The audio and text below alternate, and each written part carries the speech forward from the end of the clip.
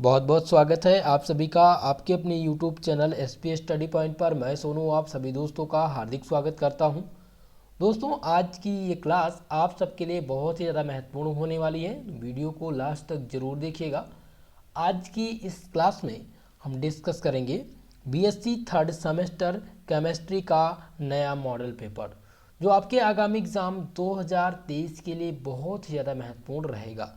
दोस्तों, इस प्रश्न पत्र में ये जो संभावित प्रश्न पत्र यानी जो मॉडल पेपर दे रहा हूँ, इसमें जो मैंने प्रश्न चूज किए हैं वो सभी रिपीटेड प्रश्न हैं और ये प्रश्न आप सभी के यूनिवर्सिटी में आने की संभावना है। अगर आप सेकेंड ईयर में हैं और आपका थर्ड सेमेस्टर है तो ये क्लास आपके लिए इम्पॉर्टेंट है, जिनकी लिखित परीक्षा होनी है। साथ ही साथ मैं आपको बता दूं, जो भी डीडीयू यूनिवर्सिटी के छात्राएं हैं उनमें लगभग 4 से 5 प्रश्न जो लॉन्ग टाइप के पूछे जाते हैं वो यहीं से पूछे जाएंगे।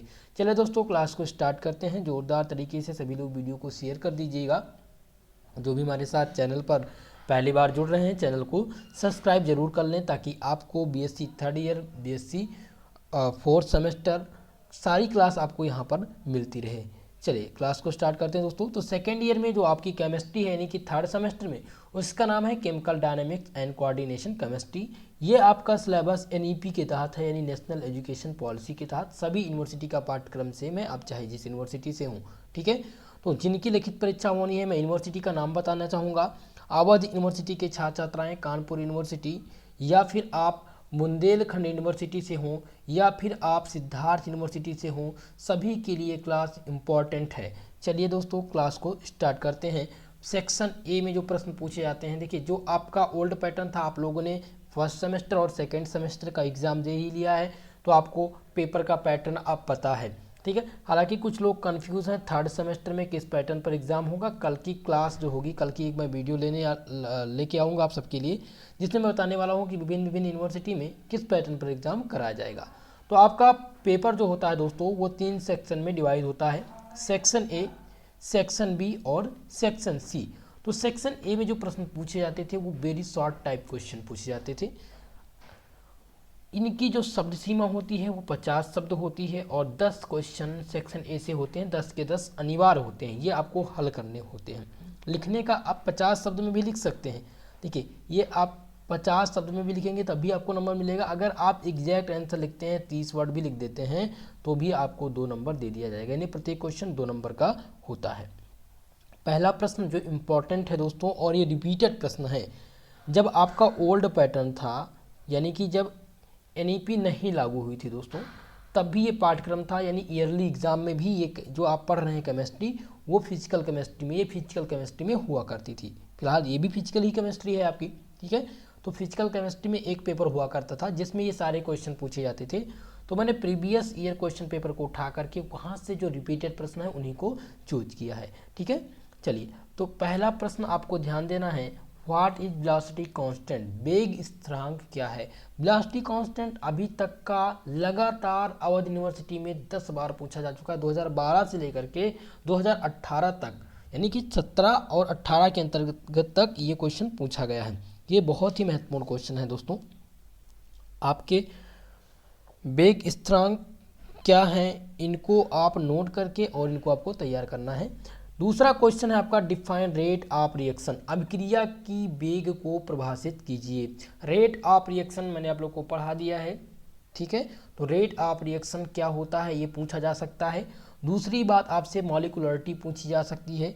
तीसरी बात ध्यान रखिएगा दोस्तों, जो मैंने अभी हाल ही में आप लोग को क्वेश्चन बताया था, ठीक है, जैसे कि ऑर्डर ऑफ रिएक्शन मैंने स्टार्ट किया था, तो उसमें मैंने आप लोग को बता दिया था कि मॉलिक्यूलरिटी क्या है, मॉलिक्यूलरिटी क्या है, तो वो आप लोग जरूर तैयार कर लीजिएगा, ठीक है। चलिए क्वेश्चन नंबर सी देखेंगे।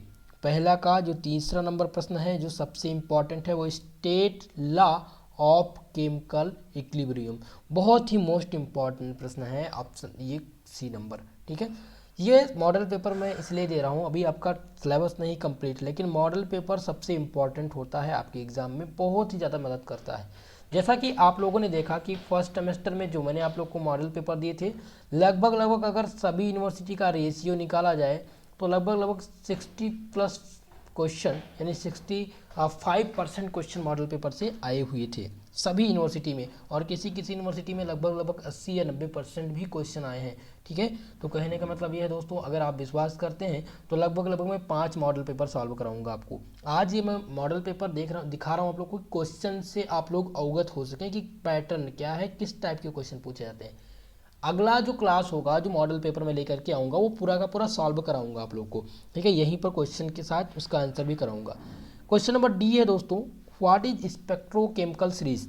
स्पेक्ट्रोकेमिकल सीरीज लगातार हर यूनिवर्सिटी में पूछा गया अभी तक का, मोस्ट इंपॉर्टेंट है स्पेक्ट्रोकेमिकल सीरीज, तो इसको आप जरूर तैयार कर लीजिएगा।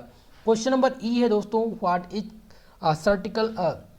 Critical constant. दोस्तों क्रिटिकल कांस्टेंट जो है बहुत ही मोस्ट इम्पॉर्टेंट है। ये भी प्रश्न लगातार अगर आप अनसाल पेपर उठाएंगे 2017 से लेकर के या उसके 2012 तक देख ले, 12 से 18 के बीच में अगर आप अनसाल पेपर उठाते हैं, ठीक है, तो उसमें आपको देखने को मिलेगा कि ये प्रश्न केमिस्ट्री में पूछा ही गया है। तो मोस्ट इंपॉर्टेंट है, very very most important question है क्वेश्चन नंबर ई। ओके, चलिए क्वेश्चन नंबर एफ देखते हैं।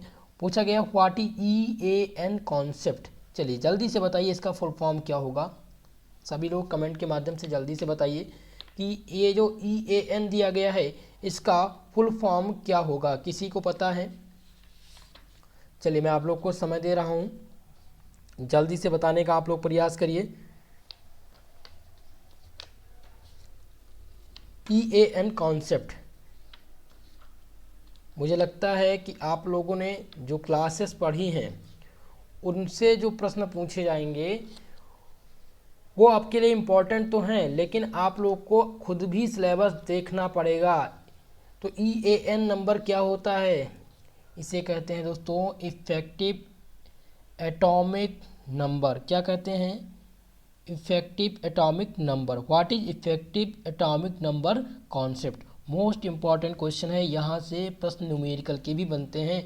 आपसे पूछ लेगा दोस्तों कि calculate the EAN of CO+3 in CONH3 whole thrice 6+3 complex.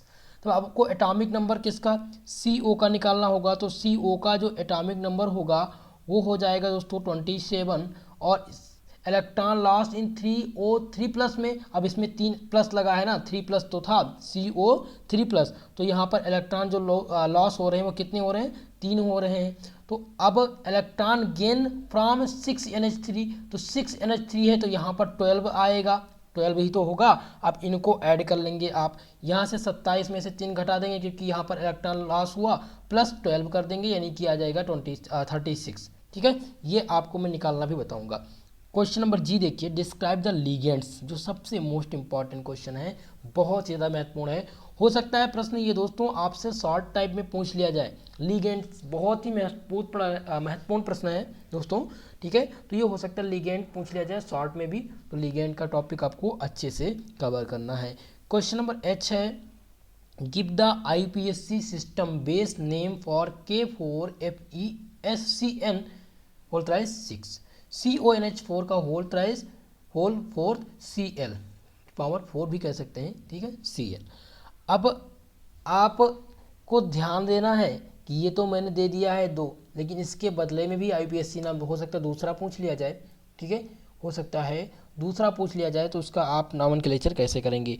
तो IPSC नॉमेनक्लेचर मैं आप लोग को बताने वाला हूँ, मोस्ट इंपॉर्टेंट है, लेकिन ये दोनों आप लोग तैयार कर लीजिएगा। इसका सोल्यूशन मैं टेलीग्राम चैनल पर दे दूंगा, ठीक है। क्वेश्चन नंबर आई ध्यान देंगे, पूछा गया calculate the CFSE for COCN6 power 3 give del naught equal to 3400 centimetre inverse, ठीक है, ये दिया गया है। तो अब यहाँ पर कैलकुलेट करना है CFSE, जल्दी से बताइए, किसी को पता है इसका फुल फॉर्म क्या होता है? CFSE, चलिए अगर किसी को पता है कमेंट बॉक्स में कमेंट करके जल्दी से बताएं प्लीज़ सभी लोग को। चलिए दोस्तों, तो क्रिस्टल यहाँ पर जो CFSE है इसका फुल फॉर्म क्या आएगा? इसका फुल फॉर्म होगा क्रिस्टल फील्ड स्टेबलाइजेशन एनर्जी। देखिए आप लोग पहली बार इन सब टॉपिक से रूबरू हो रहे होंगे, क्योंकि ये ट्वेल्थ में नहीं था, आप फर्स्ट बार इसको पढ़ रहे हैं। बीएससी फर्स्ट ईयर में भी ये टॉपिक नहीं था, ठीक है। तो यहाँ पर है calculate crystal field stabilisation energy for COCN6 power यहाँ पर -3 charge give del naught equal to 3400 centimetre inverse, ठीक है। तो ये क्वेश्चन हर बार पूछा जा चुका है, इस बार भी आपके एग्जाम में पूछे जाने की संभावना है, इसको आप लोग जरूर तैयार करिएगा। क्वेश्चन नंबर जे देखिए दोस्तों, right A short note on mean free path. Mean free path most important है, अभी तक का ये भी पूछा गया है क्वेश्चन, रिपीटेड प्रश्न है दोस्तों, ठीक है। चलिए नेक्स्ट अब देखते हैं सेक्शन बी के प्रश्न। सेक्शन ए में जो प्रश्न थे उनको मैंने बता दिया आप लोगों को कि कौन कौन से प्रश्न आपके एग्जाम में आएंगे। अब यहाँ पर हम डिस्कस जो करेंगे वो सेक्शन बी के प्रश्नों को डिस्कस करेंगे। तो सेक्शन बी में जो प्रश्न पूछे जाते हैं उन्हें शॉर्ट टाइप क्वेश्चन कहा जाता है दोस्तों, आप सभी को पता है। और इनकी जो शब्द सीमा होती है वो 200 शब्द की होती है। साथ ही साथ आपको इसका जो आंसर इसके प्रत्येक क्वेश्चन के लिए आपको 5 और किसी किसी यूनिवर्सिटी में 7 नंबर दिए जाते हैं। कुल मिलाकर के प्रश्न दिया रहेगा आपसे 10 प्रश्न दिया जाएगा, जिनमें से आपको 5 ही प्रश्न हल करने होते हैं, ठीक है। चलिए तो पहला प्रश्न हम देखते हैं, पूछा गया एक्सप्लेन द आर्हीनियस इक्वेशन। अभी तक का 100% जो आपके एग्जाम में आने वाला है ये प्रश्न है आर्हीनियस इक्वेशन। आर्हीनियस का इक्वेशन 100% आएगा आपके एग्जाम में, तो इस प्रश्न को आप लोग जरूर तैयार कर लें अभी से ही। इस प्रश्न को जो चाहते हैं, देखिए जो चाहते हों कि हमारा कम से कम 75% आ जाए, तो वो मॉडल पेपर अभी से सॉल्व करना स्टार्ट कर दें, और इम्पॉर्टेंट क्वेश्चन, ठीक है, जो मैं आपको बता रहा हूँ। तो आर्हीनियस का इक्वेशन भी आप लोग को तैयार करना है। दूसरा प्रश्न है कि describe the order of reaction. तो ऑर्डर ऑफ रिएक्शन जब सेकंड में पूछेगा तो आपको फर्स्ट ऑर्डर भी बताना होगा, जीरो ऑर्डर भी बताना होगा, और थर्ड और सेकंड ऑर्डर के बारे में भी बताना होगा। सबसे पहले आप बताएंगे कि ऑर्डर ऑफ रिएक्शन क्या होते हैं, उसके बाद में आप बताएंगे सेकंड ऑर्डर, फर्स्ट ऑर्डर और जीरो ऑर्डर, ठीक है। तो ये भी प्रश्न इंपॉर्टेंट है, अभी तक का रिपीटेड प्रश्न है दोस्तों।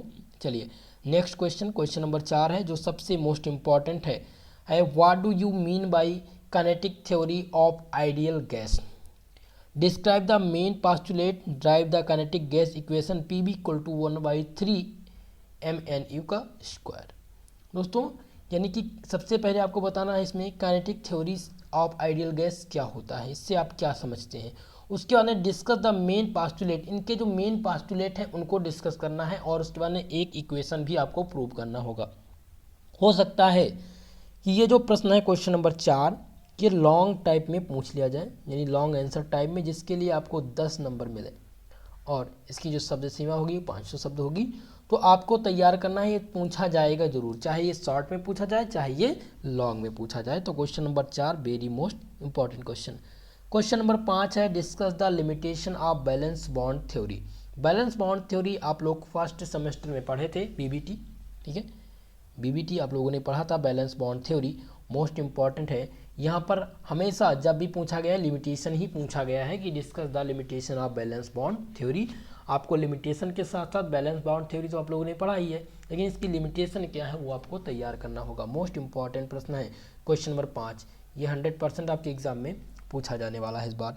चलिए नेक्स्ट क्वेश्चन देखते हैं, क्वेश्चन नंबर 6 है what is the trans effect. Trans effect क्या है, explain the theories of trans effect.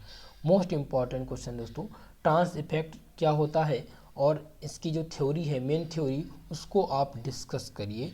Most important question है, ये 100% आपके एग्जाम में आने वाला है, क्योंकि ये रिपीटेड प्रश्न है, लगभग हर यूनिवर्सिटी में पूछा ही गया है। क्वेश्चन नंबर 7 देखिए, पूछा गया describe the electronic spectra of TiH2O6 complex ion.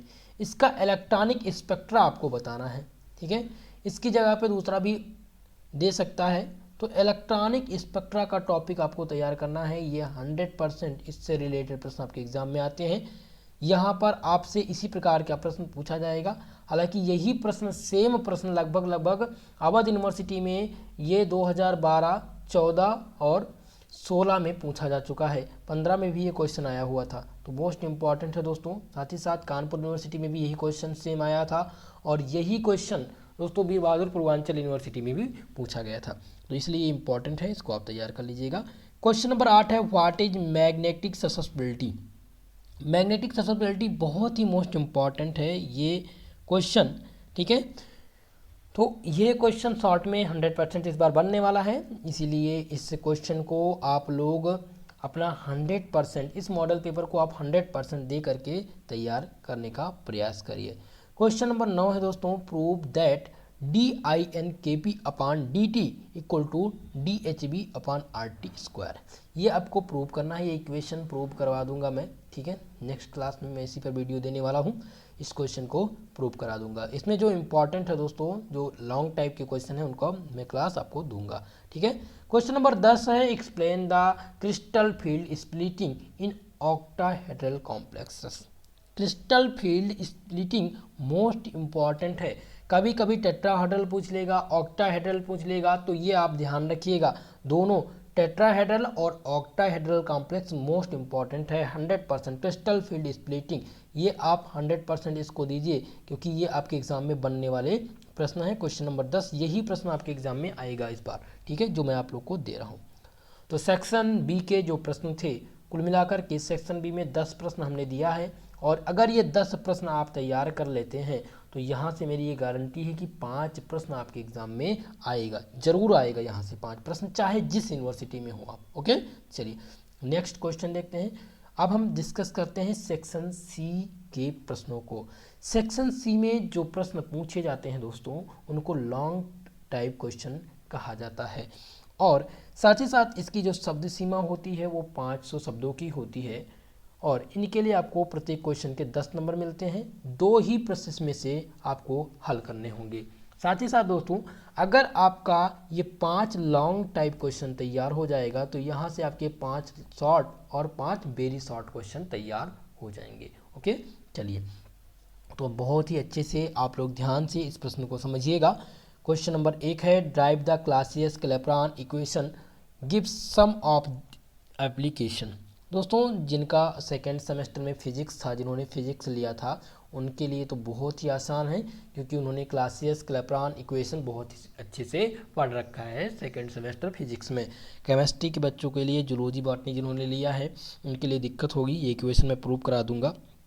तो क्लासियस-क्लैपेरॉन का इक्वेशन मोस्ट इंपॉर्टेंट है, गिव सम एप्लीकेशन, तो ये आपके एग्जाम में 100% आने वाला प्रश्न है, ओके। तो क्वेश्चन नंबर 1 भी मोस्ट इंपॉर्टेंट है, very very most important question.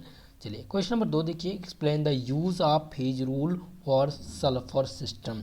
यहाँ पर फेज रूल बताना है, इसके लिए सल्फर सिस्टम के लिए। अभी तक का ये हर यूनिवर्सिटी में पूछा गया प्रश्न है, ये मतलब कहने का मेरा मतलब ये है दोस्तों कि ये पूछा ही जाता रहता है, तो इस बार भी पूछे जाने की संभावना है एनईपी के अकॉर्डिंग। क्वेश्चन नंबर 3 है दोस्तों, explain the Maxwell distribution law of molecular velocity with the effect of temperature on distribution of velocity. Most important प्रश्न है दोस्तों, ये मैक्सवेल डिस्ट्रीब्यूशन लॉ हमेशा पूछा जाता रहता है, और इस बार भी आपके एग्जाम में मैक्सवेल डिस्ट्रीब्यूशन लॉ पूछा जाएगा।